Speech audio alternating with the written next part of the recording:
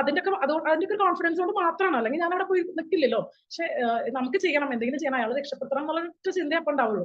ഓടിപ്പോയി നോക്കിയപ്പോഴാണ് പൾസ് ഉണ്ട്, പക്ഷെ പൾസിന് ഡ്രോപ്പ് ആവുന്ന അനക്കമില്ല. ആളെ തട്ടി വിളിച്ചു, CPR കൊടുക്കാൻ നോക്കാം. അതൊക്കെ ആ സമയത്ത് ഓട്ടോമാറ്റിക്കലി നമ്മൾ പഠിച്ച കാര്യങ്ങളും അതിന്റെ കുറെ പ്രോസസ്സും കുറച്ച് ഓർഡർ ഒക്കെ ഉണ്ട്, ഇതൊക്കെ മനസ്സിലുണ്ട്. പക്ഷെ ആ സമയത്തുണ്ടല്ലോ നമുക്കത് എങ്ങനെയെങ്കിലും അയാളെ രക്ഷിക്കണം എന്നുള്ളത് മാത്രമായിരുന്നു.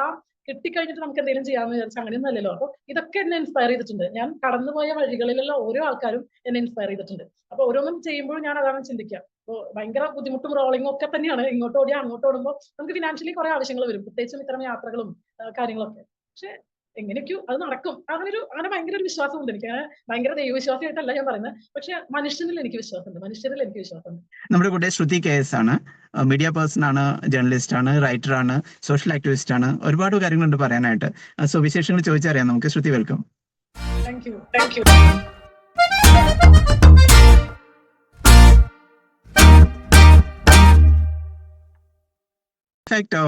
എനിക്ക് ശ്രുതിയുടെ ഏറ്റവും റെസ്പെക്ട് തോന്നിയതാണ് ഇപ്പോൾ അടുത്ത കാലത്ത്, പ്രത്യേകിച്ച് ഈ വയനാട് ഇൻസിഡന്റിന് ശേഷം കാണുന്ന കുറെ കാര്യങ്ങളിൽ ഒരു ജേർണലിസ്റ്റിന്റെ പ്രതിബദ്ധതയും എല്ലാ കാര്യങ്ങളിൽ ആ ഒരു മുൻകൈ എടുത്ത് പോകുന്നു എന്നുള്ളത് വളരെ ഇൻസ്പയറിംഗ് ആണ്. അതുകൊണ്ടാണ് നമ്മളിപ്പോൾ സംസാരിക്കുന്ന ഒരു പരിധി വരെ. സാധാരണ എല്ലാവരും വെച്ചിട്ടുണ്ടെങ്കിൽ നമ്മളൊരു ജോലി കിട്ടി കംഫർട്ടബിൾ ആവുക എന്നുള്ളതാണ്, കംഫർട്ടബിളായി അവനവന്റെ കാര്യങ്ങളിൽ പിന്നെ മറ്റുള്ളതിന് സമയം കണ്ടെത്തുക എന്നുള്ളത്. ബട്ട് യു ആർ പണിയെടുക്കാൻ വേണ്ടി ജീവിക്കണമെന്ന് പറയുന്ന പോലത്തെ അവസ്ഥയാണ്. So how did that happen? ഇത് ഓട്ടോമാറ്റിക്കലി വരുന്നതാണ്. പക്ഷെ ഈ മീഡിയ തന്നെ, ഞാൻ ഇപ്പൊ നമ്മൾ ചെറുപ്പത്തിൽ ആരാണെന്ന് ചോദിച്ചാൽ ടീച്ചർ ആവണമെന്ന് ബേസിക്കലി എല്ലാ കുട്ടികളും പറയുന്ന പോലെ ഞാനും അങ്ങനെ തന്നെയായിരുന്നു. അങ്ങനെ ഒരു വലിയ വിഷനോ അങ്ങനെ ഒരു സോഷ്യൽ കമ്മിറ്റ്മെന്റ് എലമെന്റ് ഒന്നും ഉണ്ടായിരുന്നില്ല നോർമലി. പക്ഷെ എനിക്ക് തോന്നുന്നു ജേർണലിസം പഠിക്കാൻ തുടങ്ങിയതിന് ശേഷമാണ് നമ്മൾ കൂടുതൽ കോമൺ പീപ്പിളുമായിട്ടാണല്ലോ കമ്മ്യൂണിക്കേറ്റ് ചെയ്യുന്നതൊക്കെ. അപ്പൊ അങ്ങനെ പിന്നെ കുറെ ഇന്റേൺഷിപ്സും അല്ലെങ്കിൽ നമുക്ക് ആർട്ടിക്കിൾസ് ഒക്കെ എഴുതാൻ വേണ്ടി ഇങ്ങനെ ഓർഫനേജസിൽ പോകുന്നു. കുറെ എന്താ പറയാ സൊസൈറ്റിയിൽ ഇങ്ങനെ വളരെ ബുദ്ധിമുട്ടുള്ള ആൾക്കാരുമായിട്ട് നമ്മൾ കണക്ഷൻ കിട്ടുന്നത് അങ്ങനെയാണ്. അപ്പൊ അതുവരെ ഉണ്ടായിരുന്ന ഒരു കോളേജ് ലൈഫ് എന്ന് പറഞ്ഞാൽ ഫുൾ അടിച്ചുപൊളി, എല്ലാവരുടെയും പോയി കറങ്ങുക വെച്ചാൽ നമ്മളൊരു എന്താ പറയാ എൻജോയ്മെന്റ് ലൈഫാണല്ലോ അതുവരെ. എല്ലാവരുടെയും ക്യാമ്പസ് ലൈഫൊക്കെ അങ്ങനെയാണല്ലോ. ഒരു സെലിബ്രേഷൻ മോഡിന്ന് പെട്ടെന്നാണ് കുറച്ച് റിയാലിറ്റി, അല്ലെങ്കിൽ ഇങ്ങനെയൊക്കെ ആൾക്കാരുണ്ട്, വാട്ട് വി ക്യാൻ ഡു എന്നുള്ളൊരു ചോദ്യം എപ്പോഴോ ഇങ്ങനെ ഉള്ളിൽ കയറി പറ്റിയതാണ്. അപ്പൊ അതിനുവേണ്ടി എന്ത് ചെയ്യണം എന്ന് വെച്ചാൽ എനിക്കും അറിയില്ല. അങ്ങനെ ആരെങ്കിലും ഒന്ന് പറഞ്ഞു തരാനോ അല്ലെങ്കിൽ ആരോടെങ്കിലും ചോദിക്കാനോ ഇല്ല. അപ്പൊ ജസ്റ്റ് നമുക്ക് പറ്റുന്ന രീതിയിൽ എന്തെങ്കിലും ചെയ്യാം, അങ്ങനെയൊക്കെയാണ് ഞാൻ തുടങ്ങിയിട്ടുണ്ടായിരുന്നത്. അങ്ങനെ എന്തെങ്കിലുമൊക്കെ ചെറിയ ചെറിയ കാര്യങ്ങൾ, ഇപ്പൊ വഴിയിൽ കാണുന്നവർക്ക് ഭക്ഷണം വല്ലതും വാങ്ങിക്കൊടുക്കുക. ഇപ്പൊ ഞാൻ പ്രത്യേകിച്ചും ഗുരുവായൂരാണ്, ഇവിടെ അറിയാലോ ഈ ഒരു ഏരിയയിലൊക്കെ ഗുരുവായൂരൊക്കെ ഒരുപാട് പേര് നമ്മൾ പുറത്തൊക്കെ ഇങ്ങനെ സ്ട്രീറ്റ്സിലൊക്കെ കാണുന്നതാണ്. അപ്പൊ അവർക്കൊക്കെ എന്തെങ്കിലും ചെയ്യാൻ പറ്റുമെങ്കിൽ, നമുക്കും ഒരാൾക്ക് ഇപ്പോ ഒരു ലിമിറ്റേഷൻ ഉണ്ട്.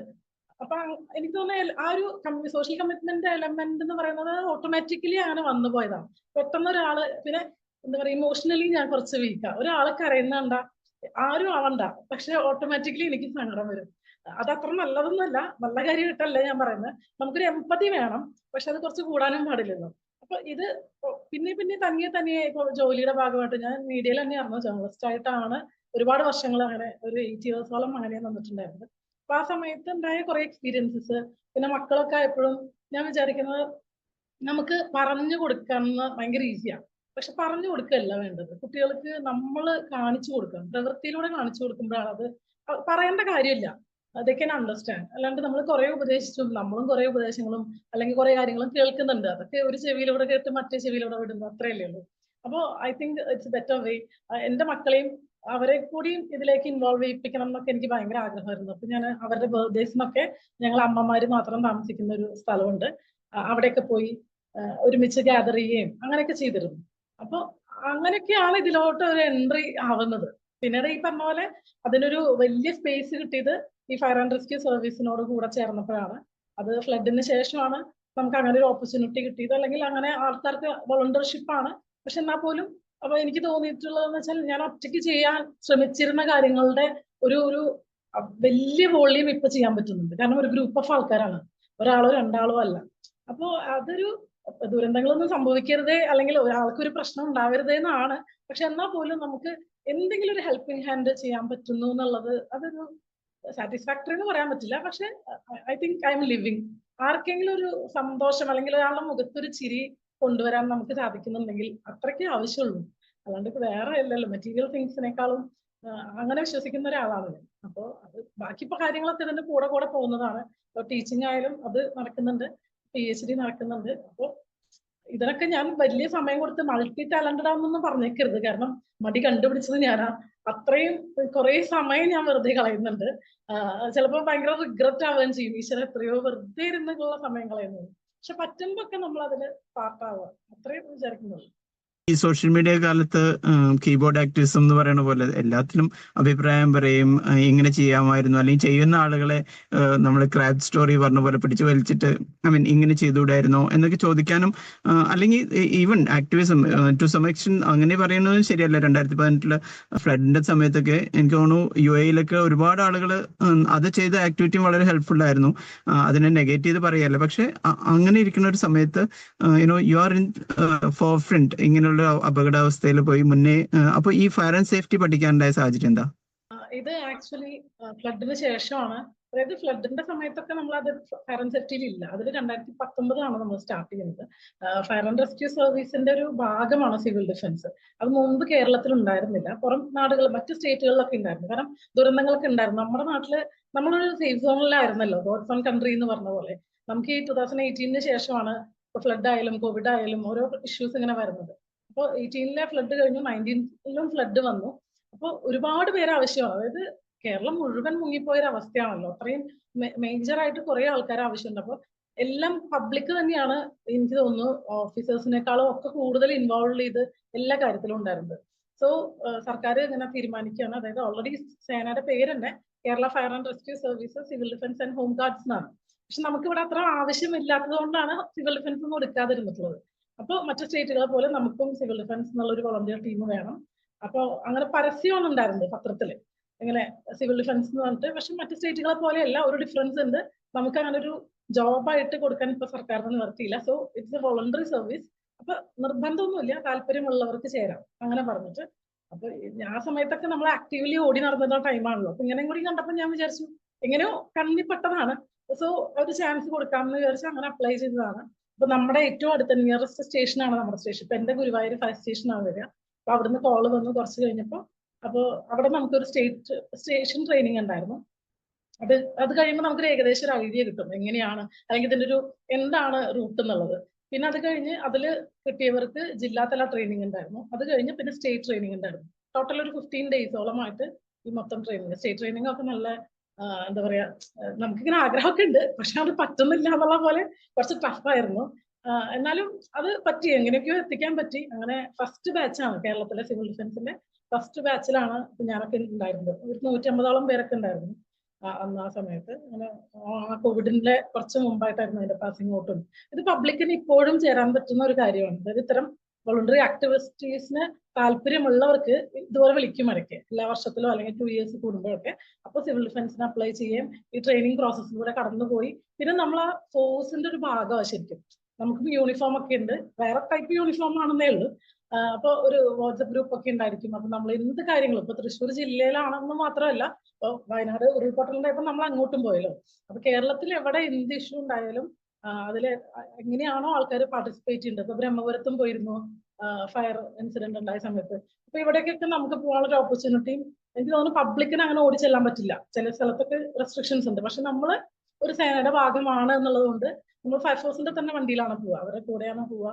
ആ ആക്ടിവിറ്റീസിൽ പങ്കെടുത്ത് അങ്ങനെ അത് ഒരു ബുദ്ധിമുട്ടായിട്ടോ ബേർഡനായിട്ടോ കരുതുന്നവർക്കും പറ്റില്ല. ചിലർക്ക് കുറച്ച് കഴിഞ്ഞാൽ, കാരണം നമ്മൾ അങ്ങോട്ടാണ് കൊടുക്കുന്നത്. ഇത് ഫിനാൻഷ്യൽ കാര്യം മാത്രമല്ല, നമ്മുടെ ഒരു എനർജി കൂടിയാണ് നമ്മൾ കൊടുക്കുക. അപ്പൊ നമ്മൾ ഭയങ്കരമായിട്ട് ഡ്രെയിൻഡ് ആയി പോകും.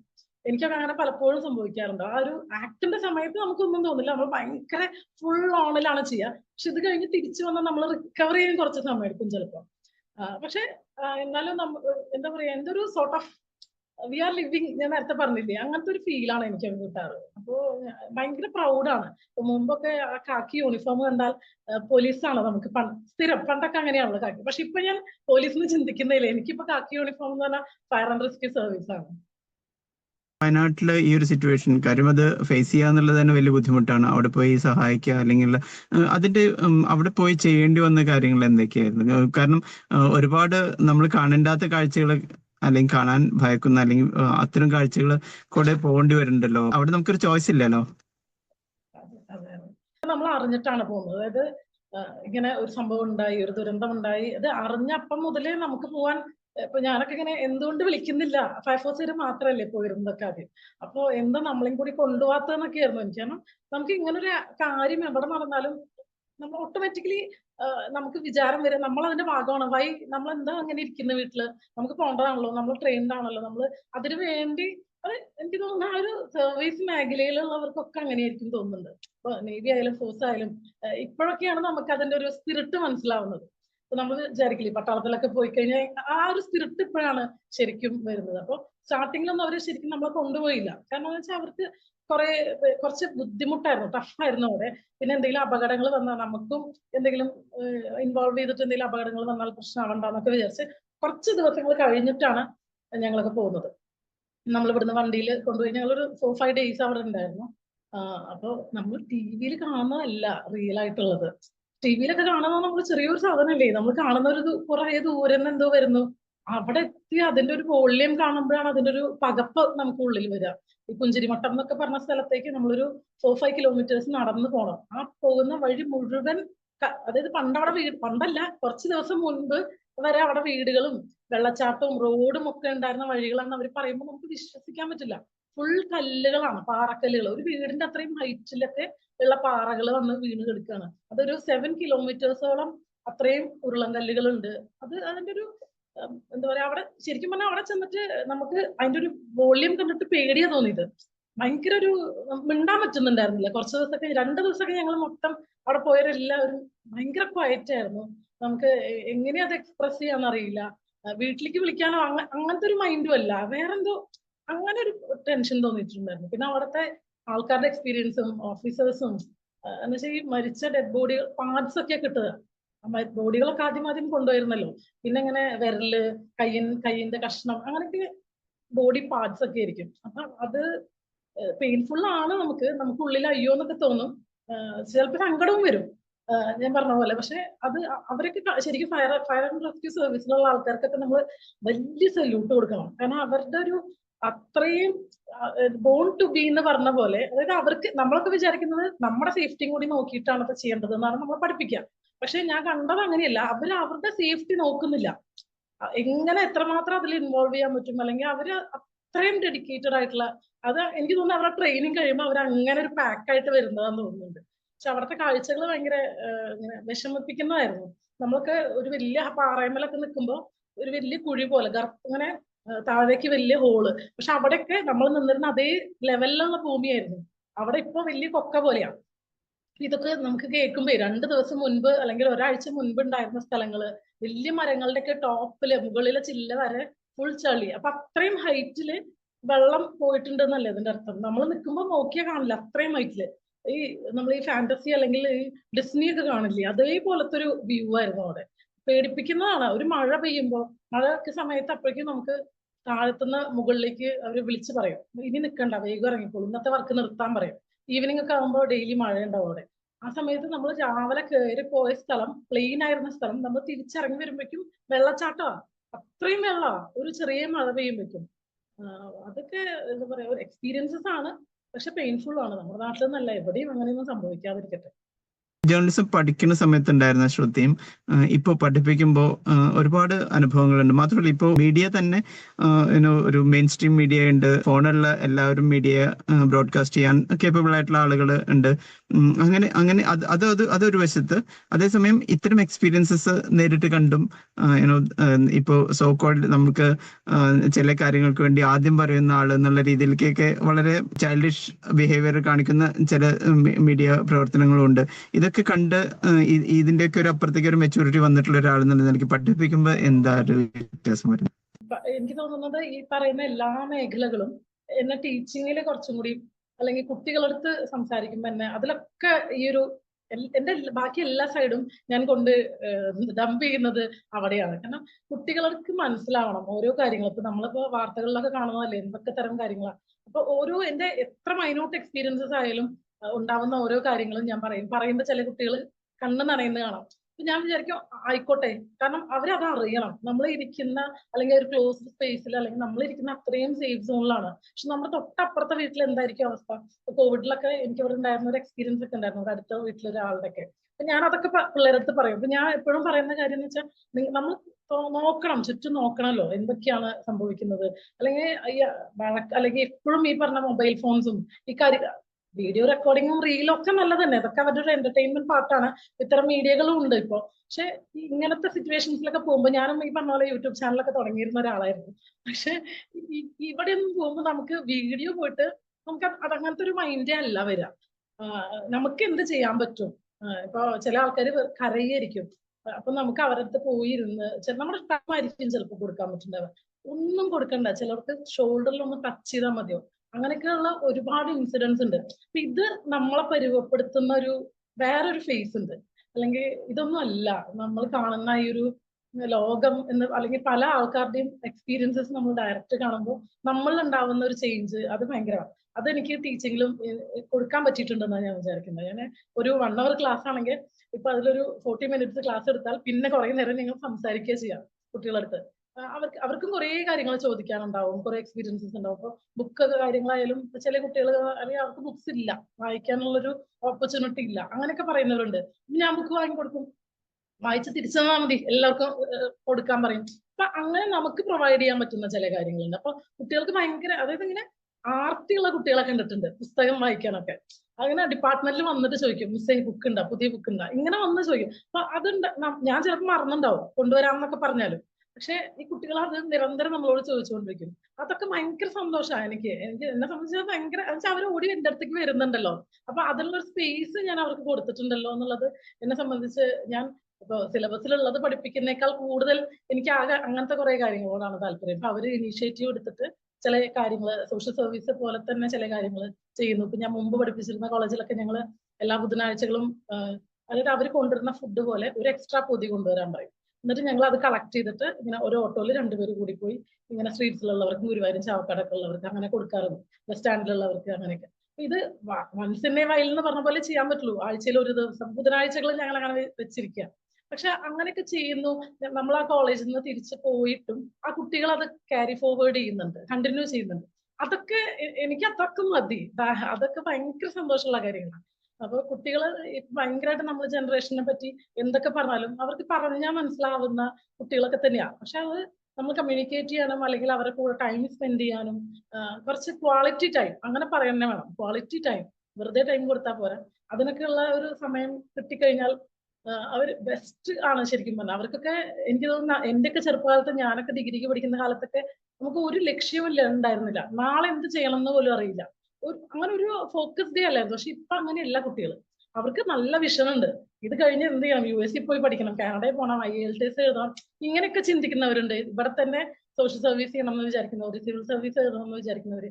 അപ്പൊ അങ്ങനെ കാലിബറുള്ള കുട്ടികളാണ്. നമുക്ക് അവർക്ക് ഈ പറഞ്ഞ പോലെ ഒരു ക്വാളിറ്റി ടൈം കൊടുക്കാൻ ഒരു സമയം വെച്ചാൽ മാത്രമേ ആവശ്യമുള്ളൂ. നമ്മളിപ്പോ ഏറ്റവും അടുത്ത് കണ്ടത് ഇറ്റ്ഫോക്കിന്റെ അത്യാവശ്യം എക്സോസ്റ്റിംഗ് ആയിട്ടുള്ള പരിപാടിയാണെന്ന് അറിയാം. കാരണം മീഡിയ കവറേജും എല്ലാ ഇവന്റ്സിനും ഇത് ചെയ്യുക, അത് ഓർഗനൈസേഴ്സിന്റെ ഒപ്പം വെക്കുക, ഒരുപാട് കാര്യങ്ങൾ ചെയ്യാനുണ്ടെന്ന് അറിയാം. പക്ഷെ you are finding Joy, pass ചെയ്യുമ്പോൾ പോലും ഒരു പരിചയമുള്ള ഒരാളുടെ മുഖത്ത് ചിരിക്കാൻ മറക്കാതെയും കൂടി ഇൻവോൾവ്മെന്റ്, അത്രയും കാര്യങ്ങളിൽ പോലും ഇൻവോൾവ് ആവുന്ന ഇതുണ്ട്. ഇത്തരം കാര്യങ്ങൾ ഏറ്റെടുക്കുമ്പോൾ ഒരുപക്ഷെ 5 വർഷം മുൻപ് ശ്രുതി ഏറ്റെടുക്കുന്ന ഒരു രീതിയിലായിരിക്കില്ല ഇപ്പോ ചെയ്യണ്ടാവുക. എങ്ങനെയാ അതിന്റെ ഒരു പ്ലാനിങ് അല്ലെങ്കിൽ ഇതിന്റെ ഒരു സ്ട്രക്ചറിങ് എങ്ങനെയാ ചെയ്യണേ ഇപ്പോഴത്തെ ഒരു സാഹചര്യത്തില്? ഇത് ഈ പറഞ്ഞ പോലെ കുറച്ച് മുമ്പ്, ഒരു 5 വർഷം മുമ്പത്തെ ഞാൻ, അതിന് കുറച്ച് വർഷം മുൻപാണെങ്കിൽ നോ ആയിരുന്നു. അതായത് ഒന്നിനും ഒരു കോൺഫിഡൻസ് ഉണ്ടാവില്ല, അല്ലെങ്കിൽ ഇത് എനിക്ക് പറ്റില്ല, അങ്ങനെയൊക്കെ വിചാരിച്ചിരുന്ന ഒരു സ്പേസ് ഉണ്ടായിരുന്നു എനിക്ക്. അവിടുന്ന് പതുക്കെ പതുക്കെ മാറിയെങ്കിലും ഒരു 5 വർഷം മുമ്പത്തെ ഞാനൊന്ന് ആലോചിച്ചാലും ഈ പറഞ്ഞ പോലെ എല്ലാത്തിനും ഒരു പിൻവലിയുണ്ട്. അങ്ങനെ വേണോ, എനിക്കത് പറ്റുമോ, ഭയങ്കര കൺഫ്യൂഷൻസ് ആണ്. നമുക്ക് നമ്മളെ തന്നെ ഒരു വിശ്വാസം ഇല്ലാത്തൊരവസ്ഥയാണ്. പിന്നെ അങ്ങനെ ഒരു ബൂസ്റ്റപ്പ് നമുക്ക് കിട്ടണം, അല്ലെങ്കിൽ പുറത്തുനിന്ന് എവിടെന്നെങ്കിലും. ഞാനൊക്കെ പുറത്ത് പോയി കാണുമ്പോൾ ഭയങ്കര സോഷ്യൽ ആണെങ്കിൽ പോലും എന്റെ പ്രൈവറ്റ് ലൈഫ് എന്ന് പറഞ്ഞാൽ ഭയങ്കര ഒരു അതങ്ങനെ ഉള്ളിക്കൊണ്ട് നടക്കുന്ന പോലെ അങ്ങനെയായിരുന്നു.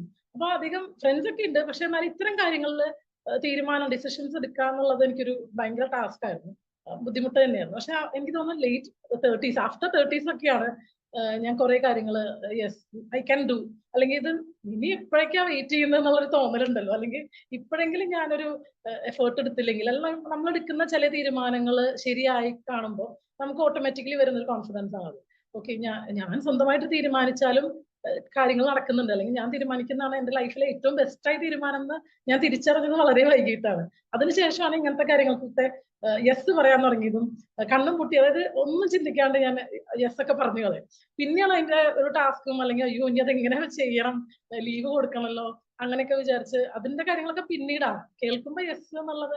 അതിന് ഈ പറഞ്ഞ പോലെ എന്റെ ഒരു മീഡിയ പഠിപ്പിച്ച കുറെ പേര് എനിക്ക് അതിനെ സപ്പോർട്ട് ചെയ്തിട്ടുണ്ട്, അല്ലെങ്കിൽ അവര് തന്ന കോൺഫിഡൻസ് ഉണ്ട്. പണ്ടൊക്കെ വർക്ക് ചെയ്യുന്ന സമയത്തൊക്കെ ഓഫീസ് മാതൃഭൂമിയിലൊക്കെ ഉണ്ടായിരുന്ന സലാം സാറൊക്കെ ഒരുപാട് ഹെൽപ്പ് ചെയ്തു. കാരണം എന്ത് പറയുമ്പോഴും ഞാൻ വേറെ ആരെങ്കിലും ചെയ്യും എന്നുള്ള പോലെ മാറി നിന്നിരുന്ന എന്നെയൊക്കെ വഴക്ക് പറഞ്ഞ് എനിക്ക് പറ്റും, എന്തുകൊണ്ട് നിനക്ക് പറ്റില്ല, ട്രൈ ചെയ്തിട്ട് പറ്റില്ലെങ്കിൽ വേണ്ട, ഇട്ടിട്ട് പൊക്കോ, അങ്ങനെയൊക്കെ പറഞ്ഞ് നിർബന്ധിച്ച് ചെയ്യിപ്പിച്ചിട്ടുള്ളതാണ്. അപ്പൊ ഇപ്പോക്കിന്റെ തീരുമാനമായാലും ഈ പറഞ്ഞ പോലെ ഈ വർഷമല്ല, കഴിഞ്ഞ വർഷമാണ് ആദ്യമായിട്ട് മീഡിയ കോർഡിനേറ്റർ ആയിരുന്നത്. ആ സമയത്ത് വിളിച്ചപ്പോഴും ഞാൻ ഓക്കെ പറഞ്ഞു. പിന്നെ കോളേജിലെ ലീവിനെ പറ്റിയൊക്കെ ചിന്തിച്ചത്, കാരണം ഒരു 10 days നമ്മൾ അതിനുവേണ്ടി എന്തായാലും മാറ്റിവെക്കണം. പക്ഷെ അത് വളരെ സപ്പോർട്ടീവ് ആയിരുന്നു. ഇപ്രാവശ്യം വിവേകാനന്ദ കോളേജിലാണ് ഞാൻ പഠിപ്പിക്കുന്നത്, കുന്നംകുളത്ത്. അപ്പൊ അവിടെ ആയാലും അവര് ഇത് ഭയങ്കര വെൽക്കമിങ് ആയിരുന്നു. ഇങ്ങനൊരു മീഡിയ കോർഡിനേറ്റർ ആയിട്ട് എന്നെ വിളിച്ചിട്ടുണ്ടെന്ന് പറഞ്ഞപ്പോ സ്റ്റാഫിന്റെ ഗ്രൂപ്പിലൊക്കെ പോസ്റ്റ് ചെയ്ത് എനിക്ക് കൺഗ്രാജുലേഷൻസ് പറയുന്ന കുറെ പേര്. അപ്പൊ അത്രയും വെൽക്കമിങ് ആയിരുന്നു അവര്, ഭയങ്കര സപ്പോർട്ടാണ് കൊളീഗ്സ്. അപ്പൊ പിന്നെ എനിക്കും വലിയ ബുദ്ധിമുട്ടില്ല. പിന്നെ ഞാനും വിചാരിക്കുന്ന കുട്ടികളുടെ പോർഷൻസ് ആണ് നമുക്ക് പിന്നെ ഒരു ടെൻഷനുള്ള കാര്യം, പ്രത്യേകിച്ചും ഈ ഒരു മാർച്ച് മാസം എന്ന് പറഞ്ഞാൽ അറിയാലോ, കഴിഞ്ഞു ഏപ്രിൽ എക്സാം ആണ്. അപ്പൊ അതിന്റെ ഒരു പെട്ടെന്ന് ഹറിബറി ആയിട്ട് വേഗം കുറച്ച് ക്ലാസ്സസ് എടുക്കുക, പിന്നെ ബാക്കി ഓൺലൈൻ എന്നുള്ളൊരു ഓപ്ഷൻ നമുക്ക് കോവിഡ് തന്നതുകൊണ്ട് അതൊരു വലിയ ആശ്വാസമാണ്. അപ്പൊ കുറെ നമുക്ക് എടുത്തു തീർക്കാൻ പറ്റിയില്ലെങ്കിൽ അങ്ങനെ ചെയ്യാൻ പറ്റും എന്നൊക്കെ ഉള്ള. പക്ഷെ അത് ഇതൊരു എനർജി അല്ലേ ശരിക്കും പറഞ്ഞാൽ, ഇപ്പോക്കുന്നല്ല എല്ലാ സെലിബ്രേഷൻസും. എനിക്ക് തോന്നുന്നു ആ ഒരു 10 days നമുക്ക് പിന്നീടുള്ള ഒരു 11 മാസത്തേക്കുള്ള ഒരു ബൂസ്റ്റപ്പാണ്. ഒരു എനർജി കിട്ടുന്നുണ്ട് ഓട്ടോമാറ്റിക്, നമ്മൾ ആരോടും മിണ്ടിയില്ലെങ്കിൽ പോലും കിട്ടും അതിന്റെ ഒരു ഓളത്തിൽ ഇങ്ങനെ നടന്നു കഴിഞ്ഞാൽ. പിന്നെ എനിക്ക് എന്റെ പ്രൊഫഷൻ മീഡിയ ആയതുകൊണ്ട് തന്നെ പഠിപ്പിക്കുന്ന ഇഷ്ടമല്ല എന്നല്ല, പക്ഷെ എനിക്ക് ഏറ്റവും ഇഷ്ടമുള്ള ജോലി ജേർണലിസ്റ്റ് ആയിട്ട് വർക്ക് ചെയ്യുക, അല്ലെങ്കിൽ എന്റെ മീഡിയ പ്രൊഫഷൻ തന്നെയാണ് എനിക്ക് ഏറ്റവും ഇഷ്ടപ്പെട്ട് ഞാൻ ചെയ്യുന്ന ജോലി. അപ്പൊ അത് കിട്ടുന്ന മാക്സിമം അതിന് കിട്ടുന്ന അവസരങ്ങൾ ഞാൻ വേണ്ടെന്ന് വെക്കാറില്ല. ഇപ്പൊ അതങ്ങനെ ചൂസ് ചെയ്യുന്നല്ലോ. നമ്മളൊരു പക്ഷേ സംസാരിക്കേണ്ടിയിരുന്നത് ഇന്നലെ അപ്ലോഡ് ചെയ്യാൻ വെച്ചിരുന്ന ഒരു കാര്യമായിരുന്നു. ഇന്നലെ അല്ല, പിന്നെ ഞാൻ വിമൻസ് ഡേക്ക് ആയിരുന്നു ഞാൻ ഉദ്ദേശിച്ചിരുന്നത്. കാരണം you are very inspiring that way. Women's day സന്ദേശം കുറച്ച് വൈകിയാണെങ്കിലും ഇപ്പൊ ഒരു സന്ദേശം എന്ന് പറയാൻ ആർക്കും ഒരു ഉപദേശം ഒന്നും വേണ്ടാത്തൊരു കാലമാണ് ഇപ്പോ. പക്ഷെ നമുക്ക് പറയാനുണ്ടാവുമല്ലോ, നമുക്ക് സന്ദേശം കൊടുക്കാനൊന്നും ആയിട്ടില്ല, അല്ല അത്രയൊന്നും ഒരു മെച്ചൂരിറ്റിയും എനിക്ക് ആയിട്ടില്ല. പക്ഷെ ഇത് ശരിക്കും പറഞ്ഞാൽ ഒരു ഓർമ്മപ്പെടുത്തലാണ്. അതായത് കാലാകാലങ്ങളായിട്ട് പല കാര്യങ്ങളും നമ്മൾ നിരന്തരം സമൂഹത്തോട് കലഹിച്ചുകൊണ്ടിരുന്നിട്ട് മാത്രം നേടിക്കിട്ടിയിട്ടുള്ള ഒരുപാട് കാര്യങ്ങളുണ്ട്. അത് സ്ത്രീകളുടെ എന്നല്ല, പുരുഷന്മാരുടെ ആയാലും എല്ലാ തരത്തിലും, ഇപ്പൊ ജാതിയുടെ പേരിലായാലും എല്ലാ വിവേചനങ്ങൾക്കെതിരെ നിരന്തരം കലഹിച്ചുകൊണ്ട് മാത്രമേ നമ്മൾ എന്തെങ്കിലും നേടിയിട്ടുള്ളൂ. ഇപ്പോഴും നമ്മൾ ഈ വനിതാ ദിനം എന്നുള്ളൊരു ദിനം ആഘോഷിക്കുന്ന അതും ഈ കലഹത്തിന്റെ ഭാഗമാണ്. ഇനിയും നമുക്ക് കിട്ടാനുണ്ട്, ഇനിയും ഒരു ഊർജം നമുക്ക് കിട്ടാനുണ്ട്, ഇനിയും ആൾക്കാർ മാറി ചിന്തിക്കാനുണ്ട്. ഇപ്പൊ സച്ചിദാനന്ദൻ മാഷ് ഒരിക്കൽ പറഞ്ഞു, ഈ ചെരുപ്പ് ഊരി വെക്കുന്നത് പോലെയാണ് പുരോഗമനം. അതായത് പുറത്തുപോയി നമ്മൾ പ്രസംഗിക്കും, പുരോഗമനത്തെ കുറിച്ച് വളരെ തോരാതെ പ്രസംഗിക്കും, രാത്രി പുറത്ത് നടക്കുന്നതിനെ പറ്റിയിട്ടും അല്ലെങ്കിൽ സ്ത്രീ സ്വാതന്ത്ര്യം കൊടുക്കുന്നതിനെ പറ്റിയിട്ടൊക്കെ. പക്ഷെ വീട്ടിലേക്ക് കയറുമ്പോൾ പുറത്ത് ചെരുപ്പ് ഊരി വെക്കുന്ന പോലെ അവിടെ ഊരി വെച്ചിട്ടാ കയറുക. സ്വന്തം വീട്ടിൽ ചെന്നാൽ ഇതൊന്നും ഉണ്ടാവില്ല. വീട്ടിലുള്ളവർക്ക് പുറത്തിറങ്ങാനോ അല്ലെങ്കിൽ വേറെ എന്തെങ്കിലും അവരുടെ ഇഷ്ടമുള്ള കാര്യങ്ങൾ ചെയ്യാനോ ചിലപ്പോൾ അവർ സമ്മതിച്ചൊന്നും വരില്ല. ഇതിപ്പോഴും ഉണ്ട്, ഇത് വെറുതെ ഒരു തമാശക്കഥയല്ല, അത് പലരും ഫേസ് ചെയ്യുന്ന ഇപ്പോഴും അകങ്ങളിലുള്ളതാണ്. അപ്പൊ പുറത്ത് നമ്മൾ എത്ര വനിതാ ദിനം ആഘോഷിച്ചിട്ടും അതിൽ കാര്യമില്ലല്ലോ. ഓരോരുത്തരും ഇന്നർ മൈൻഡ് സോളിലാണ് അത് മാറേണ്ടത്. അത് പുരുഷന്മാരുടെ ആയാലും സ്ത്രീകളുടെ ആയാലും ഒരു സെറിബ്രൽ ഇക്വാലിറ്റി ആണ് വനിതാ ദിനം എന്ന് ഓരോരുത്തരും മനസ്സിലാക്കേണ്ടതാണ്. കാരണം അത്രയും സഫർ ചെയ്തുകൊണ്ട് ഇപ്പൊ നമ്മളൊക്കെ ഭയങ്കര സ്വർഗത്തിൽ തന്നെയാണ് ജീവിക്കുന്നതെന്ന് തോന്നാറുണ്ട്. കാരണം അങ്ങനെ അത് സഫർ ചെയ്യുന്ന ആൾക്കാർ ഇപ്പോഴും വീടകങ്ങളില് ഒന്ന് ഉറക്കെ സംസാരിക്കാൻ പോലും, അല്ലെങ്കിൽ സ്വന്തം അഭിപ്രായത്തിന് പോലും ഒരു വിലയില്ലാതെ അതായത് അങ്ങനെ ഒരു മനുഷ്യജീവിയെ ഇല്ല എന്ന രീതിയിൽ കൺസിഡർ ചെയ്തുകൊണ്ട് ജീവിക്കപ്പെടുന്ന ഒരുപാട് സ്ത്രീകളെ എനിക്കറിയാം, പേഴ്സണലി എനിക്കറിയാം. അപ്പൊ അവർക്കൊക്കെ വേണ്ടിയാണ് നമ്മൾ ഇങ്ങനെ സംസാരിച്ചുകൊണ്ടേയിരിക്കുന്നത്. എല്ലാം ഈക്വൽ ആണ്. ഇക്വാലിറ്റി എന്ന് പറയുന്നതുകൊണ്ട് ഒരു സെറിബ്രൽ ഇക്വാലിറ്റി അത് നിരന്തരം കിട്ടട്ടെ. ഇനിയും നമ്മൾ ഇങ്ങനെ തുടർന്നും വനിതാ ദിനങ്ങൾ ആഘോഷിക്കുകയും അല്ലെങ്കിൽ മാക്സിമം സമൂഹത്തോട് ഇത്തരം രീതിയിൽ കലഹിച്ചുകൊണ്ടേയിരുന്ന് അതിങ്ങനെ പതുക്കെങ്കിലും നമുക്ക് അച്ചീവ് ചെയ്യാൻ സാധിക്കട്ടെ. അത്രയേ ഉള്ളൂ ആഗ്രഹം. ഓഥറാണ് ശ്രുതി. 4 പുസ്തകങ്ങൾ ഇനിയും തുടർന്ന് എഴുതിക്കൊണ്ടിരിക്കുന്നുണ്ട്. പുസ്തകങ്ങളെ കുറിച്ച് പറയൂ. എഴുതിയ പുസ്തകങ്ങൾ, വരാനിരിക്കുന്ന പുസ്തകങ്ങൾ. വരാനിരിക്കുന്നതൊന്നുമല്ല, എഴുതിയ പുസ്തകം 4 എണ്ണമാണ്. അതിൽ 3 കവിതകളാണ്. കുറച്ചൊക്കെ മുൻപ് ചെയ്ത, ഈ വർഷം ഒരു പുസ്തകം വന്നിട്ടുണ്ടായിരുന്നു. അപ്പൊ അങ്ങനെ കവിതകളാണ് അധികവും. പിന്നെ ലേഖനങ്ങളുടെ ഒരു പുസ്തകമാണുള്ളത്. അപ്പോ എപ്പോഴൊക്കെയോ എഴുതണം അങ്ങനെ ഒരു ആഗ്രഹം തോന്നും. പക്ഷെ എനിക്ക് തോന്നുന്നു വായിച്ചിട്ടായിരിക്കും എഴുതാൻ തുടങ്ങിയതെന്ന് വിചാരിക്കാറുണ്ട്. ചിലപ്പോ നമ്മളിങ്ങനെ കുറെ വായിച്ച് കഴിയുമ്പോൾ നമുക്ക് എന്തെങ്കിലും കുറിച്ച് വെക്കാൻ തോന്നില്ല. അങ്ങനെയൊക്കെയാണ്. അല്ലാണ്ട് ഇങ്ങനെ എഴുത്തുകാരി ആവണം അല്ലെങ്കിൽ എഴുതണം അങ്ങനെ ഒന്നും വിചാരിച്ചിട്ടല്ല. പക്ഷെ അതെപ്പോഴും കോളേജ് സമയത്തൊക്കെയാണ് പതുക്കെ എഴുതാനൊക്കെ തുടങ്ങിയിട്ടുള്ളത്. വ്ളോഗൊക്കെ ഉണ്ടായിരുന്നു. വ്ളോഗ് എഴുത്തൊക്കെ തുടങ്ങി. പിന്നെ അങ്ങനെ ഒരു ഇൻട്രസ്റ്റ് വന്നിട്ട് അങ്ങനെ ചെയ്തു തുടങ്ങിയതല്ല. അല്ലാണ്ട് ഒരു കണ്ടിന്യൂസ് റൈറ്റർ ഒന്നും അല്ല. അങ്ങനെ ഇപ്പൊ രാവിലെ ഇന്നൊരു കവിത എഴുതി കളയാം അങ്ങനെയൊന്നും വിചാരിച്ച് നടക്കില്ല. പക്ഷെ ഇഷ്ടമാണ് അത്. ആ ഒരു പാർട്ടും എനിക്ക് ഭയങ്കര ഇഷ്ടമാണ്. ആൾക്കാരെ എഴുത്തുകാരി എന്നൊക്കെ വിളിക്കുമ്പോൾ തന്നെ എനിക്ക് ടെൻഷൻ, അതെ അതിന് മാത്രമൊന്നും ഇല്ലല്ലോ എന്ന്. പക്ഷെ എന്നാ ഞാൻ അത് എൻജോയ് ചെയ്യുന്നുണ്ട്. എനിക്ക് ഇഷ്ടമുള്ള കാര്യം, അതായത് ഇപ്പൊ ഞാൻ ആലോചിക്കുമ്പോൾ ലൈഫിൽ ഇപ്പൊ ഞാൻ ചെയ്യുന്ന എല്ലാ കാര്യങ്ങളും, ഈ പറഞ്ഞ ടീച്ചിങ് ആയാലും മീഡിയ ജോബ് ആയാലും PhD ചെയ്യുന്നത് എന്റെ വലിയൊരു ഡ്രീം ആയിരുന്നു. അതാണ് ഞാനിപ്പോ സാധിപ്പിച്ചുകൊണ്ടിരിക്കുന്നത്. പിന്നെ ഇത്തരം സോഷ്യൽ ആക്ടിവിറ്റീസ് ആയാലും എഴുത്തായാലും ഇതെല്ലാം ഞാൻ ഇഷ്ടപ്പെട്ട അല്ലെങ്കിൽ ഞാൻ എപ്പോഴോ സ്വപ്നം കണ്ട കാര്യങ്ങൾ മാത്രമാണ്. അപ്പൊ എന്നെ സംബന്ധിച്ച് ഞാൻ ഇഷ്ടപ്പെട്ട കാര്യങ്ങൾ മാത്രമേ ഞാൻ ചെയ്യുന്നുള്ളൂ ലൈഫില്. അതിന്റെ ഒരു സന്തോഷം ഭയങ്കരമായിട്ടുണ്ട്. അപ്പൊ എപ്പോഴും എനിക്ക് തോന്നിയിട്ടുള്ളത്, നമ്മൾ ഈ സെൽഫ് കെയർ എന്നൊക്കെ പറയുന്ന പോലെ, അല്ലെങ്കിൽ സെൽഫ് ലവ് എന്നൊക്കെ പറയുന്ന പോലെ, നമ്മൾ നമ്മളെ സ്നേഹിച്ചാൽ മാത്രമേ നമുക്ക് ചുറ്റുള്ളവർക്ക് സ്നേഹം കൊടുക്കാൻ പറ്റൂ. അപ്പൊ ഞാൻ വളരെ ഫ്രസ്ട്രേറ്റഡ് ആയി ഇഷ്ടമില്ലാത്ത കാര്യങ്ങൾ ചെയ്യുന്നു, അല്ലെങ്കിൽ എനിക്ക് വേണ്ടാന്ന് തോന്നിയിട്ട് ഞാൻ ആരെങ്കിലും കമ്പൽ ചെയ്തുകൊണ്ട് ഞാൻ കാര്യം ചെയ്യുന്നു, ഒബ്വിയസ്ലി നമ്മൾ ഫ്രസ്ട്രേറ്റഡ് ആവും.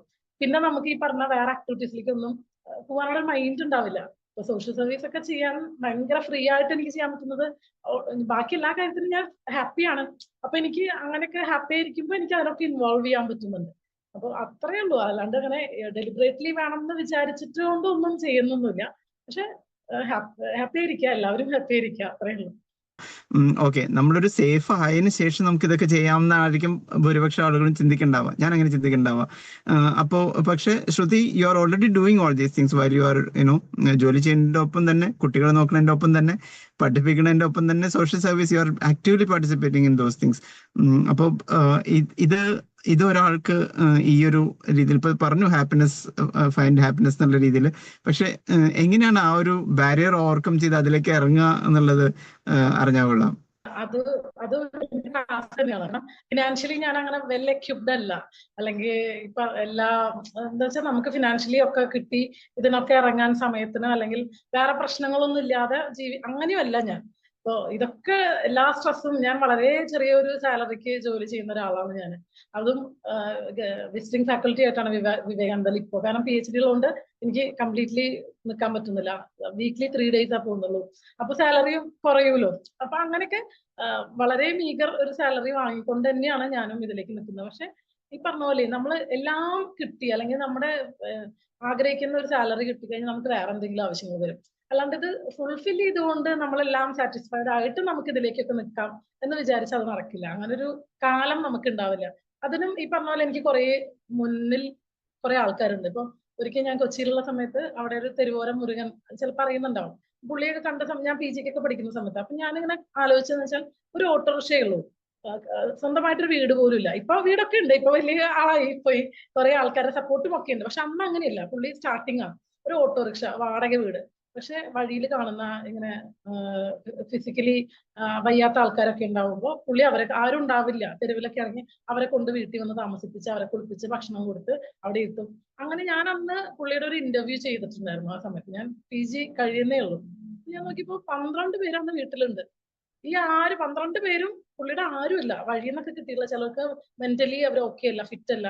ചിലർക്ക് ഹോസ്പിറ്റലിൽ നിന്നൊക്കെ പുറത്തിറങ്ങിയിട്ടും വീട്ടിലെ ആൾക്കാരെ ആക്സെപ്റ്റ് ചെയ്യാണ്ട് ഉപേക്ഷിച്ച് പോയ ആൾക്കാര്. അപ്പൊ എന്നാ അവരൊക്കെ ആയിട്ട് ഹാപ്പി ആയിട്ട് ജീവിക്കുന്നു. പുള്ളി വാടക വീടാണ്, ഒരു ഓട്ടോറിക്ഷയുള്ളൂ, വേറെ ഒന്നുമില്ല. അപ്പൊ അങ്ങനെയൊക്കെ ചിന്തിച്ചു കഴിഞ്ഞാൽ എല്ലാം കിട്ടിക്കഴിഞ്ഞിട്ട് നമുക്ക് എന്തെങ്കിലും ചെയ്യാമെന്ന് വിചാരിച്ചാൽ അങ്ങനെയൊന്നും അല്ലല്ലോ. അപ്പൊ ഇതൊക്കെ എന്നെ ഇൻസ്പയർ ചെയ്തിട്ടുണ്ട്. ഞാൻ കടന്നുപോയ വഴികളിലുള്ള ഓരോ ആൾക്കാരും എന്നെ ഇൻസ്പയർ ചെയ്തിട്ടുണ്ട്. അപ്പൊ ഓരോന്നും ചെയ്യുമ്പോഴും ഞാൻ അതാണ് ചിന്തിക്കുക. അപ്പൊ ഭയങ്കര ബുദ്ധിമുട്ടും റോളിങ്ങും ഒക്കെ തന്നെയാണ്. ഇങ്ങോട്ട് ഓടിയാ അങ്ങോട്ട് ഓടുമ്പോൾ നമുക്ക് ഫിനാൻഷ്യലി കുറെ ആവശ്യങ്ങൾ വരും, പ്രത്യേകിച്ചും ഇത്തരം യാത്രകളും കാര്യങ്ങളൊക്കെ. പക്ഷെ എങ്ങനെയൊക്കെയോ അത് നടക്കും. അങ്ങനെ ഭയങ്കര ഒരു വിശ്വാസമുണ്ട് എനിക്ക്. അങ്ങനെ ഭയങ്കര ദൈവവിശ്വാസിയായിട്ടല്ല ഞാൻ പറയുന്നത്. പക്ഷെ മനുഷ്യനിൽ എനിക്ക് വിശ്വാസമുണ്ട്. മനുഷ്യരിൽ എനിക്ക് വിശ്വാസമുണ്ട്. എത്ര നമ്മള് ഫ്ലഡിന്റെ സമയത്തൊക്കെ എന്റെ വീട്ടിൽ നിന്നാണ് നമ്മള് വലിയ പാക്ക് ചെയ്തിട്ട് ക്യാമ്പുകളിലേക്കൊക്കെ കൊണ്ടുപോയിട്ടുണ്ട്. കുറെ ക്യാമ്പുകളിൽ എറണാകുളം, കോട്ടയം കുറെ സ്ഥലത്തേക്ക് കൊണ്ടുപോയിട്ടുണ്ട്. അപ്പൊ ഇതിലൊക്കെ ചിലപ്പോൾ ഞാൻ അങ്ങനെ ഏറ്റെടുക്കും. എവിടേക്കെങ്കിലും ഇത്ര 100 കിറ്റ് വേണം എന്നൊക്കെ പറയുമ്പോൾ ഓക്കെ ഫൈൻ, ഞാൻ റെഡിയാക്കാം, 3 ദിവസത്തിനുള്ളിൽ അല്ലെങ്കിൽ ഒരാഴ്ചക്കുള്ളിൽ സെറ്റ് ആക്കാം. അപ്പൊ അമ്മക്ക് എന്നോട് ചോദിക്കും, നീ എന്ത് കണ്ടിട്ടാ? അല്ലെങ്കിൽ നമുക്ക് അതിന് വേണ്ടി ഒരു സോഴ്സ് വേണ്ടേ? അപ്പൊ ഞാൻ പറയാം അതൊക്കെ നടക്കും. അപ്പൊ ഒരാളടുത്ത് പേഴ്സണലി ഞാൻ ചോദിച്ചിട്ടില്ല. പക്ഷെ ഞാൻ ചിലപ്പോൾ FB-യിൽ ചിലപ്പോൾ ഒരു പോസ്റ്റ് ഇടുമായിരിക്കും, ഇന്ന സ്ഥലത്തേക്ക് നമുക്ക് 100 ക്യാമ്പിലേക്ക് 100 കിറ്റ് കൊണ്ടുപോകണം, ആർക്കെങ്കിലും ഹെൽപ്പ് ചെയ്യാൻ താല്പര്യം ഉണ്ടെങ്കിൽ ആരും ഞാൻ ടാഗ് ചെയ്യാറില്ല. പക്ഷെ അതൊരു ജനറൽ പോസ്റ്റ് പോലെ ഇടും. അല്ലെങ്കിൽ ചിലപ്പോൾ ഞാൻ വാട്സപ്പിന്റെ സ്റ്റാറ്റസ് ആയിരിക്കും ഇടാം. 2 ദിവസം ഒരു അനക്കം ഉണ്ടാവില്ല. പക്ഷെ ആ ലാസ്റ്റ് മൊമെന്റ് ആവുമ്പോഴേക്കും അതെങ്ങനെങ്കിലും കറങ്ങി തിരിഞ്ഞ് ചിലപ്പോൾ ഒരാളിങ്ങനെ വിളിച്ചിട്ട്, ഒരു പരിചയമില്ലാത്ത ആൾക്കാരൊക്കെ വിളിച്ചിട്ട് ഞാൻ വിചാരിക്കും അവർക്ക് എവിടുന്ന് എന്റെ നമ്പർ കിട്ടിയെന്ന്. ഞാൻ നമ്പർ ഒന്നും കൊടുക്കാറില്ല. പക്ഷെ അത് എവിടുന്നൊക്കെയോ കറങ്ങി തിരിഞ്ഞെത്തി. ഇങ്ങനെ ടീച്ചറെ ഞാൻ 2 ചാക്ക് അരി എത്തിക്കാം, എവിടെയാ സ്ഥലം. ചിലർ കാശ് ഓഫർ ചെയ്യും. അപ്പൊ ഞാൻ പറയും എനിക്ക് വേണ്ട, അത് കുറച്ച് റിസ്കി പരിപാടിയാണ്. അപ്പൊ ഗൾഫിലൊക്കെ ഉള്ളവർ തന്നെ, അവിടുത്തെ പ്രവാസികളായിട്ടുള്ള കുറെ പേര് സുഹൃത്തുക്കളൊക്കെ സഹായിച്ചിട്ടുണ്ട്. അപ്പൊ ഞാൻ അവരുടെ പറയാം, നിങ്ങളുടെ ആരെങ്കിലും ബന്ധുക്കൾ നാട്ടിലുണ്ടാവുമല്ലോ, അവർക്ക് കാശ് അയച്ചു കൊടുത്തിട്ട് സാധനം എത്തിച്ചാൽ മതി. അപ്പൊ നമുക്ക് വലിയ റിസ്ക് ഇല്ല. അപ്പൊ അത് കറക്റ്റ് ആ പറയുന്ന ഡേറ്റിൽ നമുക്കത് കൊടുക്കാൻ പറ്റും. അങ്ങനെ ഇത്ര പേർക്ക് എന്തോരം സാധനങ്ങൾ. അപ്പൊ ഇതൊന്നും ഇതൊരു ലക്കോ അല്ലെങ്കിൽ ഭയങ്കര അത്ഭുതമോ ഒന്നല്ല. പക്ഷെ ഇത് ഞാൻ പറഞ്ഞില്ലേ, മനുഷ്യനിൽ എനിക്ക് വിശ്വാസമുണ്ട്. അത്തരം അവസരങ്ങളിൽ അല്ലെങ്കിൽ ഇങ്ങനെ നമുക്കൊരു പ്രശ്നം വന്നാൽ കൂടെ ആരൊക്കെയോ ഉണ്ടാവും. അങ്ങനെ വിചാരിക്കുന്നത്, ഇന്ന ആളൊന്നും അല്ല, ആരെങ്കിലൊക്കെ നമുക്ക് കൂടെ ഉണ്ടാവും. അതാണ് അത്രയും വിശ്വസിക്കുന്നത്. അപ്പൊ അതുകൊണ്ട് ഇതെല്ലാം നടക്കും.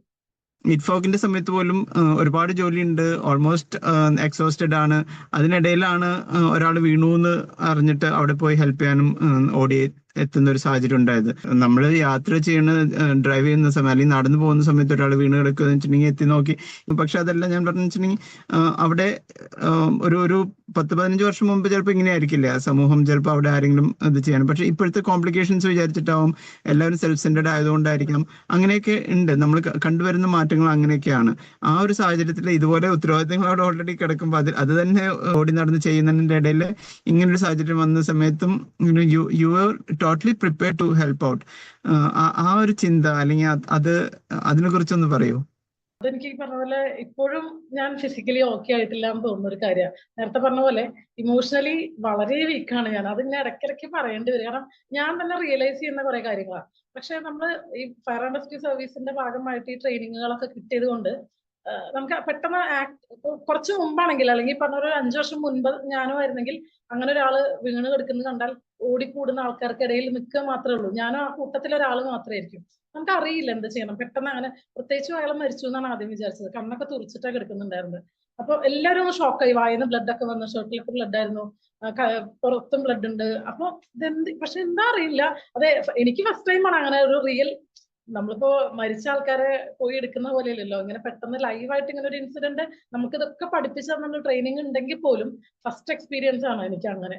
പക്ഷെ അത് ഓട്ടോമാറ്റിക്കലി ഞാൻ ഓടിപ്പോയി മുട്ടുത്തിരിക്കുക ചെയ്തത്. നേരെ അയാൾ പൾസ് നോക്കിയപ്പോ പൾസ് ഉണ്ട്.